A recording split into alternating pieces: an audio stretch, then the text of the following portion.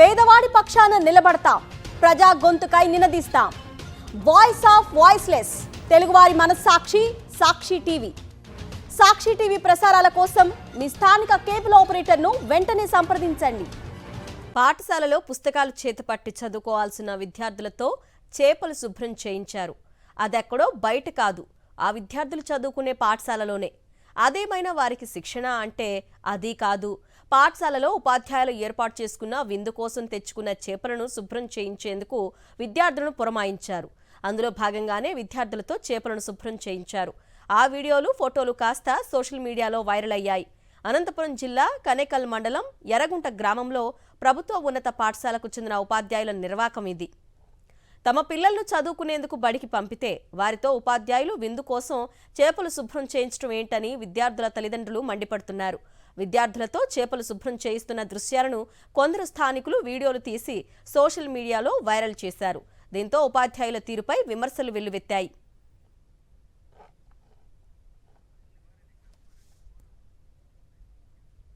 ఇదే అంశంపై అప్డేట్స్ మా ప్రతినిధి శివారెడ్డి అందిస్తారు. శివారెడ్డి, ఈ విద్యార్థులతో ఈ పని చేయించిన ఉపాధ్యాయులపై చర్యలు తీసుకున్నారా?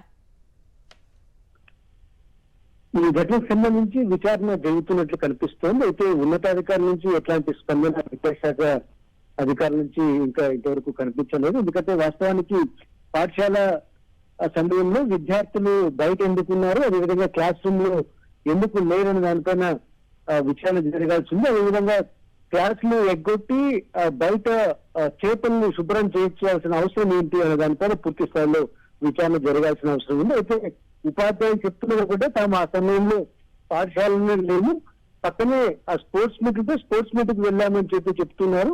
అయితే విద్యార్థుల్ని అలా వదిలేసి వెళ్ళిన ఉపాధ్యాయులపైన కఠిన చర్యలు తీసుకోవాలని విద్యార్థుల తల్లిదండ్రులు కూడా కోరుతున్నారు. ఎందుకంటే బాధ్యతగా చదివించుకునేకి పిల్లల్ని స్కూల్కి పంపితే అక్కడ ఏమాత్రం ఉపాధ్యాయులు బాధ్యతారహితంగా వ్యవహరించారు. అక్కడ విద్యార్థులు ఏమాత్రం పట్టించుకోవాలి, వారితో చేపల్ని శుభ్రం చేయిస్తున్నా ఏమాత్రం పట్టినట్లుగా వ్యవహరించడం ఇది పూర్తి స్థాయిలో క్షమించడానికి లేదు. అందుకే ఈ మొత్తం ఘటనకు సంబంధించి పూర్తి స్థాయిలో విచారణ జరగాలి. కనేకల్ మండలం ఎర్రగుంటలో ఈ ఘటన చోటు చేసుకుంది. ఎందుకంటే ఒకవైపున స్కూల్ టైమింగ్స్ జరుగుతున్నట్టుగానే విద్యార్థులు చేపల్ని శుభ్రం చేస్తున్న వీడియోలు ఇప్పుడు సోషల్ మీడియా కూడా వైరల్ గా మారిన పరిస్థితి కనిపిస్తుంది. అయితే మేము 10:30 నుంచి 1 గంట వరకు పాఠశాలలో మేము స్పోర్ట్స్ మీట్ ఉంటే అందులోకి వెళ్ళామని ఉపాధ్యాయులు చెప్తూ ఉన్నప్పటికీ ఈ పిల్లలు మాత్రం స్కూల్కి వచ్చినప్పటికీ ఎందుకు అదే పాఠశాలలో ఉన్న చేపల్ని శుభ్రం చేస్తూ ఉన్నారు, దానిపైన ఉపాధ్యాయులు ఏ విధంగా విద్యాశాఖ అధికారులు క్లారిటీ ఇవ్వాల్సిన అవసరం ఉంది. ఏదేమైనప్పటికీ ఈ ఘటనకు సంబంధించి బాధ్యులైన వారిపైన కఠిన చర్యలు తీసుకోవాలని విద్యార్థుల తల్లిదండ్రులు కోరుతున్న పరిస్థితి కనిపిస్తోంది. అసలు పాఠశాలలోకి చేపలు ఎలా వస్తాయి శివారెడ్డి? మరి దీనిపై విద్యార్థుల తల్లిదండ్రులు ఏమంటున్నారు?